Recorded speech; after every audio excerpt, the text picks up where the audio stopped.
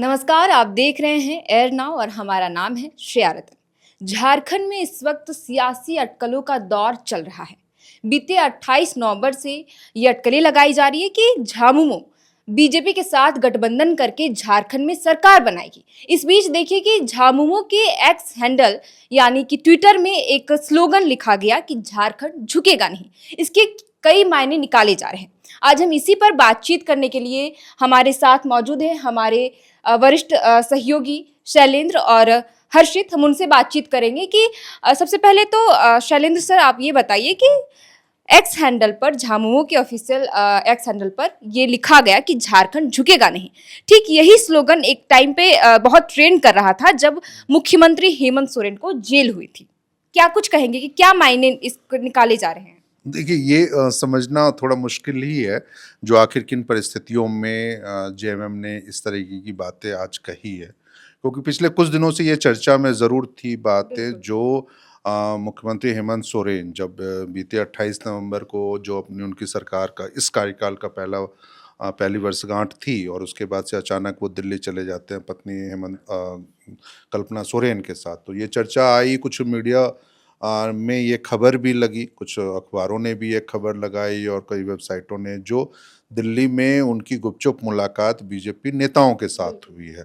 तो इस बात की भी चर्चा हो रही थी जो क्या आने वाले समय में या अगले कुछ दिनों में झारखंड में कोई राजनीतिक परिवर्तन होने जा रहा है, जो फिर से एक कवायद है मुख्यमंत्री के रूप में हेमंत सोरेन के दिन जो हैं वो क्या अब खत्म होने वाले हैं। क्योंकि ये चर्चा इसलिए भी हो रही थी क्योंकि अभी 12 दिसंबर को जो एमपी एमएलए कोर्ट है उसमें एक मामले में उनकी उपस्थिति, व्यक्तिगत उपस्थिति होनी है, जिसमें ईडी की ओर से जो समन जारी किए गए थे, ये साल 2023 का मामला है और 24 का मामला है, जब उनको कई पूछताछ को लेकर के कई समन जारी किए गए तो उन्होंने हर समन को इनकार कर दिया।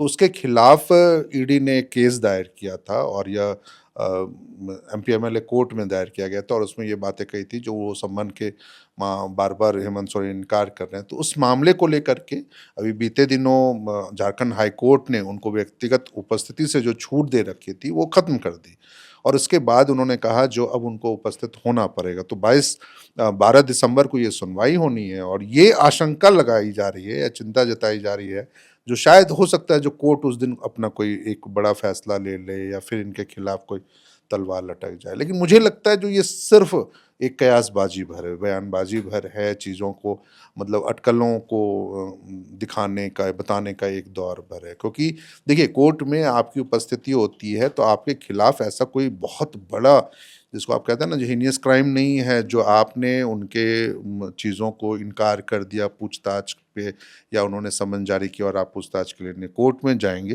बिल्कुल वो जैसे अभी मुझे याद है जो कुछ दिन पहले राहुल गांधी भी चाईबासा कोर्ट में एक मामला था जिसमें मोदी को लेकर के एक टिप्पणी थी और अमित शाह को लेकर के टिप्पणी, मोदी को लेकर नहीं, अमित शाह को लेकर के। तो उसमें वो व्यक्तिगत रूप से उपस्थित हुआ और कुछ नहीं हुआ, तो उपस्थित हुए और फिर वो चले गए अपने वापस।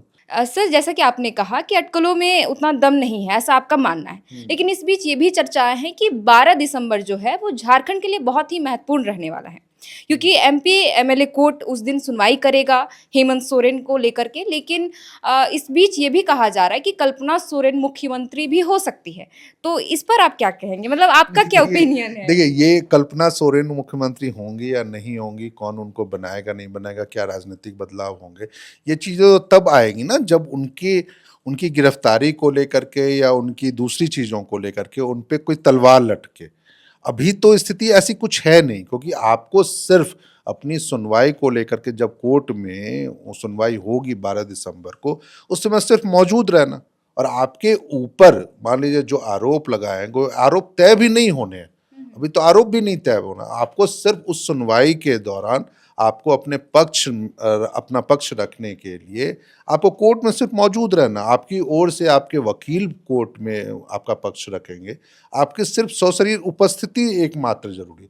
हो सकता है जो आप एमपीएमएलए कोर्ट को ये कहें जो आप मुझे व्यक्तिगत बेसिस से छूट दे दीजिए, तो हो सकता है जो कोर्ट आपकी बातों को भी मान ले, जो पहले नहीं माना गया था। तो उसके बाद ही वो हाईकोर्ट गए थे और हाईकोर्ट ने उनको व्यक्तिगत बेसिस से छूट दे दिया था। इस बार भी हाईकोर्ट ने यही कहा है, जो वो सुनवाई जारी रखे, यानी सुनवाई की बातें कर रहे हैं, अभी आरोप तय भी नहीं होना। तो जो राजनीतिक घटनाक्रम बदलने की चर्चा हो रही है, चाहे अब आप हेमंत सोरेन की जगह कल्पना सोरेन के बदलने की, ये चर्चा तो तब होती ना जब ये तय हो जाता है जो हाँ, उनको अब जेल जाने से या फिर उनकी गिरफ्तारी से कोई रोक नहीं सकता। देखिए, मैं एक और चीज़ बात कहूँगा, जो अभी केंद्र सरकार ने पिछले जो मानसून सेशन हुआ था संसद का, उसमें एक बिल भी लाया था 130वां, जिसमें ये कहा गया था जो प्रधानमंत्री, मुख्यमंत्री और तमाम मंत्री पद पे बैठे लोग यदि 1 महीने तक लगातार आप जेल में रहते हैं, तो फिर आपको अपने पद से इस्तीफा देना है। तो अभी तो उनके पास ये भी एक विकल्प है। बाई चांस मान लीजिए कोई उल्टे सीधे घटनाक्रम में यदि उनकी गिरफ्तारी हो जाती है मुख्यमंत्री हेमंत सोरेन की,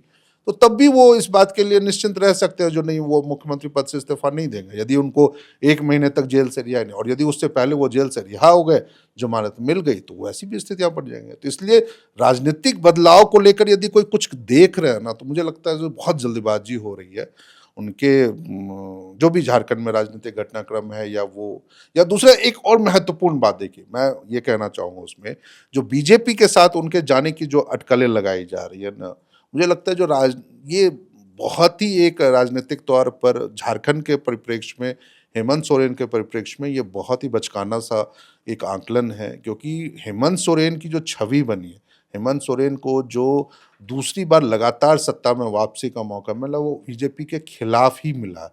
तो ऐसे में यदि वो बीजेपी के साथ अब यदि कोई जाने की एक जल्दबाजी करते हैं या ऐसी कोई पहल करते हैं, तो निश्चित रूप से आने वाले राजनीतिक जीवन में उनके लिए एक बहुत बड़ा झटका ये साबित होगा। क्योंकि अभी जो आप समझिए जो 28 एसटी सीट है झारखंड में, उसमें 27 सीटें महागठबंधन के पास है, और बीजेपी ये चाह रही है जो किसी तरीके से मुझे आदिवासियों के बीच में अपना खोया हुआ जनाधार है, जो वो वापसी का मौका मिला। तो बीजेपी के लोग या बीजेपी के समर्थक कह लीजिए, उनके नेता तो इस तरह की अफवाहें उड़ाएंगे ही जो झारखंड में कोई बदलाव होने वाला है।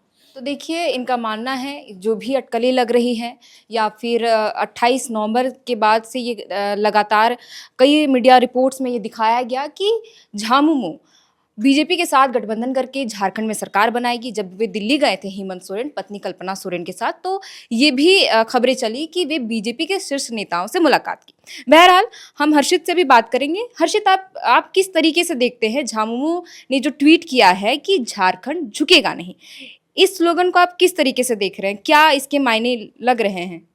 देखिए, सबसे पहले तो सवाल आपका बहुत अच्छा है, बेहतरीन है, झारखंड झुकेगा नहीं।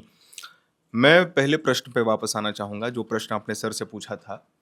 बीजेपी से जो मिलने की बातचीत है, वो भी झारखंड मुक्ति मोर्चा की। देखिए, मैं आपको बता दूँ, 2 बार लगातार सत्ता में आना, खासकर झारखंड जैसे राज्य में जहाँ पे ये इतिहास रहा है कि कोई भी पार्टी दोबारा से सत्ता में नहीं आई है। ये तो छोड़ दीजिए, कोई पार्टी जल्दी अपना 5 साल का कार्यकाल पूरा नहीं करती है। रघुवर दास ने किया था, आपको पता होगा। लेकिन बीजेपी से जो मिलने का अटकला लगाया जा रहा है, ये कयास लगाए जा रहे हैं, या तो ये कुछ मीडिया हाउसेस व्यूज के लिए कर रहे हैं, कुछ लोग मजे लेने के लिए कर रहे हैं, क्योंकि ये उचित नहीं है। दूसरा ये कि जो झारखंड झुकेगा नहीं नारा है, आपको याद होगा 24 में 34 सीट हैं जेएमएम के पास, सिंगल लार्जेस्ट पार्टी आप कह सकते हैं महागठबंधन की, और शायद सबसे बड़ी पार्टी। उनके पास इतना दमखम है कि वो महागठबंधन के बिना भी सत्ता या पावर में आ सकते हैं। 81 विधानसभा सीट है झारखंड में, 34 अगर आप जीत सकते हैं तो आपको ज्यादा नहीं जीतना, आपको 6-7 और एक्स्ट्रा जीतना है, जो कि जेएमएम के पास क्षमता है। लेकिन फिर वही बात मैं कहना चाहूंगा, जो अभी 12 तारीख को सुनवाई होने वाली है, वो सुनवाई है, वो कोई वर्डिक्ट नहीं है, वो कोई रिजल्ट नहीं है, डिक्लेरेशन नहीं है, उसमें समय लगेगा। लेकिन इतना तो तय है। एक चीज और श्रेया मैं जोड़ना चाहूंगा, लोग बीच में ये भी अफवाह कह लीजिए या इसको राजनीतिक सत्ता कह लीजिए, रोटी कह लीजिए, ये कयास लगा रहे थे कि कल्पना सोरेन जो है वो अगला सीएम फेस हो सकती है। देखिए, बहुत ही सम्मान करता हूं कल्पना सोरेन का, हेमंत सोरेन जी की धर्मपत्नी है, लेकिन ये कहना बहुत ही जल्दबाजी वाली बात होगी कि कल्पना सोरेन जो है वो पावर में आ जाएंगे तुरंत। अभी कुछ हुआ नहीं है। बीच में ये भी खबर चल रहा था, आप लोगों ने ये देखा भी होगा कि आरजेडी अलग हो जाएगा जेएमएम से। देखिए, बिहार का जो राजनीतिक समीकरण है वो झारखंड से बिल्कुल विपरीत है। ये बात बिल्कुल सच है कि झारखंड मुक्ति मोर्चा को सीट नहीं मिलती है बिहार इलेक्शंस में। लोग ये कह रहे थे कि क्या झारखंड में महागठबंधन टूट जाएगा, लेकिन एक बात मैं आपको कह दूं, हेमंत सोरेन एक ऐसे नेता है ना जो जोड़कर चलना जानते हैं। और मैं कोई तारीफ नहीं कर रहा हूं, मैं कोई यहाँ पे तरफदारी नहीं कर रहा, मैं बस इसीलिए कह रहा, आप 34 सीट जीते हैं, आरजेडी का भी अच्छा परफॉर्मेंस रहा था 2024 के विधानसभा चुनाव में, झारखंड में अच्छा खासा सीट आरजेडी ने भी जीता है, कांग्रेस का भी प्रदर्शन अच्छा रहा। तो हेमंत सोरेन ये बात जानते हैं कि बिहार में जो राजनीतिक समीकरण है वो झारखंड से बिल्कुल विपरीत है। तो यहां पे कोई चांस ही नहीं बनता कि आप बीजेपी से मिल जाइएगा, उसी बीजेपी से मिलिएगा जिसको 2 बार आप लगातार हरा करके आए हैं। तो हर्षित जी, अभी आपने ज़िक्र किया कि इससे पहले चर्चाएं चल रही थी कि महागठबंधन में भी दरार आ सकता है झारखंड में। जब बिहार इलेक्शन हुआ था, पर इलेक्शन का जब रिजल्ट आया उस वक्त बीजेपी के जो प्रवक्ता उन्होंने एक बयान जारी किया था, जिसके बाद फिर सियासी गलियारों में एक हलचल पैदा हो गई थी कि हो सकता है झारखंड में महागठबंधन फूट हो सकती है राजद कांग्रेस। देखिए, क्योंकि अभी समीक्षा भी होने वाली है। आलोक जी की बात कर रहे हैं जो उन्होंने ट्वीट किया था, बिल्कुल। तो ये कहा जा रहा था कि कुछ होने वाला है झारखंड में वगैरह वगैरह। देखिए, सिंपल सी बात है, वो इशारा कर रहे थे, ये इस पे हमने एक वीडियो भी प्रॉपर न्यूज रूम से बनाया हुआ है, वो ये इशारा कर रहे थे, उनका ट्वीट करने का मतलब भी ये था, बाकायदा उन्होंने एक 24 घंटे के बाद आ करके मीडिया बाइट में ये कहा था कि मेरे ट्वीट का मतलब ये था कि जिस भी राज्य स्तरीय पार्टी के साथ कांग्रेस चुनाव लड़ती है उस पार्टी का बंटाधार हो जाता है। आप बिहार देख लीजिए, ठीक है, आप मध्य प्रदेश देख लीजिए। तो ये महागठबंधन में जो कांग्रेस नाम की पार्टी है, उनका ये तर्क था कि कांग्रेस जिस भी पार्टी के साथ, यानी कि आप कह लीजिए स्टेट लेवल की पार्टीज के साथ मिलकर के अगर चुनाव लड़ती है तो वो पार्टी कहीं ना कहीं सक्सीड नहीं कर रहा है। क्योंकि ये मैं नहीं कह रहा, ये मैं कोई बहुत बड़ा पॉलिटिकल एनालिस्ट नहीं हूं या एक्सपर्ट नहीं हूं, ये रिजल्ट बता रहे हैं कि कांग्रेस का जो प्रदर्शन रहा है, आप इंडिया अलायंस बनाते हैं, इंडिया ब्लॉक बनाते हैं, लेकिन उसी इंडिया ब्लॉक में कांग्रेस का परफॉर्मेंस सबसे ज्यादा खराब रहता है। वो ये भी इंडिकेट करना चाह रहे थे कि अभी 26 में आपका वेस्ट बंगाल में भी इलेक्शंस है, वहां भी जाएगी कांग्रेस, लड़ेगी चुनाव तृणमूल कांग्रेस के साथ। कहने का इशारा वही था कि कांग्रेस से आप दूर हो जाइए, जेएमएम को। ये नहीं कह रहे थे वो कि झारखंड मुक्ति मोर्चा जो है वो भारतीय जनता पार्टी में शामिल हो जाएगी। इशारा साफ था कि कांग्रेस का समय शायद अब खत्म हो गया है। और अब झामुमो ने भी साफ तौर पर देखिए कि इशारा कर ही दिया है कि झारखंड झुकेगा नहीं।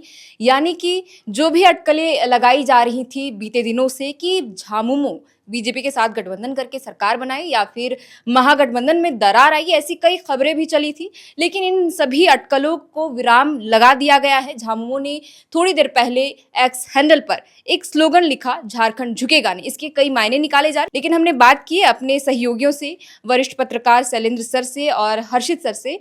उन्होंने बताया कि इनके कई मायने हो सकते, लेकिन इतना साफ है कि झामुमो फिलहाल किसी के साथ गठबंधन नहीं कर रहा है, यानी कि भाजपा के साथ तो गठबंधन करके सरकार नहीं बना रहा है, वो महागठबंधन में ही रहकर सरकार चलाएगी। तो फिलहाल के लिए इस वीडियो में इतना ही। आप देख रहे थे एयर नाउ, हमारा नाम है श्रेया रतन। बहुत बहुत शुक्रिया।